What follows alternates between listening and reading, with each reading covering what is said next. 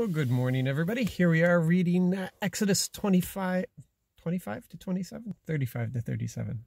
Oh, I think it's 25 to 27. Oh, I'm so proud of myself. I remembered the numbers and then hit the video and forgot. Sorry. I think it's 25 to 27 though. And here we're reading through a lot of detail. There's a lot of detail here. And keep in mind that this isn't Moses' design. This is what the Lord gave to Moses, how to build it, what to make it of, and everything in this is it's a reflection, a poor reflection, but it's a reflection of what exists spiritually. Everything had a purpose, and there are those who can go into all the detail and explain what everything represents. I'm not one of those. I guess I go for bigger themes. Anyway.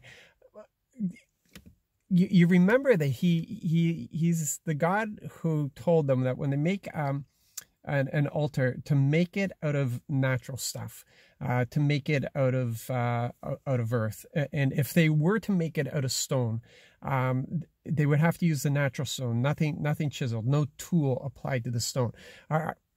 God from the very beginning is a God of creation. He uses things naturally. He wants us to use them in the natural form. And I'm not saying that's a hard and fixed rule. I'm just saying that this is his preference, what he wants. Because we can turn around and compare this tabernacle of tents to Solomon's temple. Now, Solomon's temple was not God's idea. It's not what our father asked for. It's not what Yahweh asked for whatsoever. It wasn't even Solomon's idea. This was David. It was on David's heart. David wanted to do this to honor. He was so in love with the Lord that he wanted to honor him with building of a temple.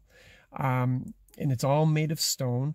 When you study it, you learn that they actually prepared the stones off-site so that there wasn't any noise and any work other than putting things together on the site. So they honored in that way, but they did chisel and all that. But this was not the Lord's design. He didn't design this temple. He didn't say, this is how I want the temple. This is the size. This is how I want it made.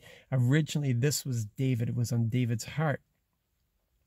Our Father was content with a tent, and he said, "This I don't need this building.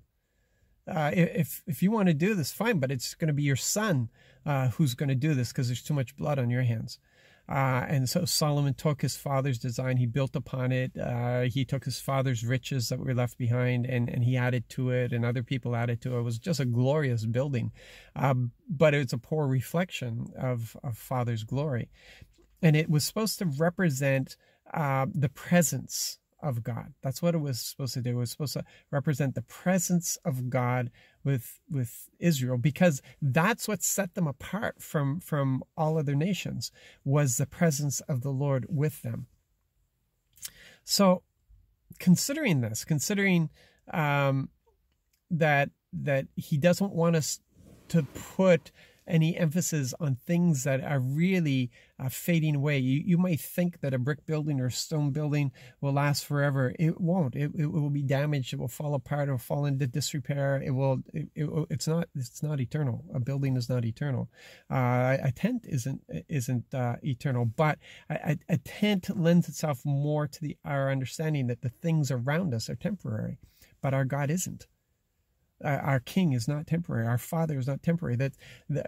That's the only everlasting. I don't want to refer to God as person. All things are fading, but God is the everlasting. And could this be the reason why Jesus, when he came, didn't leave any footprints? They don't know what grave he was laid in. They don't have pieces of the cross, even though people are going to tell you they have pieces of the cross. There's so little evidence of the presence of Jesus in this world that there's a lot of doubt that he ever existed, because there's nobody who can dig up his bones and do DNA because he's resurrected. Even the borrowed grave. I mean, how do you pinpoint which one was that?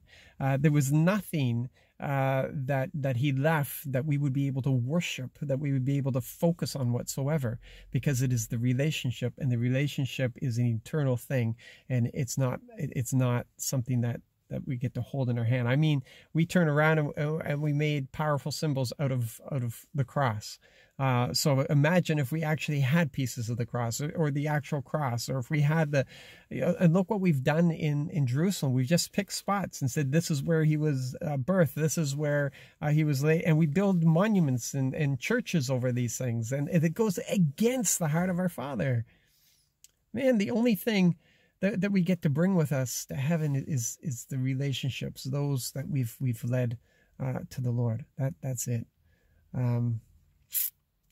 Yeah, it's about these relationships. It's about the relationship with the Lord. So that's something for you to consider. Love you guys. Talk to you soon.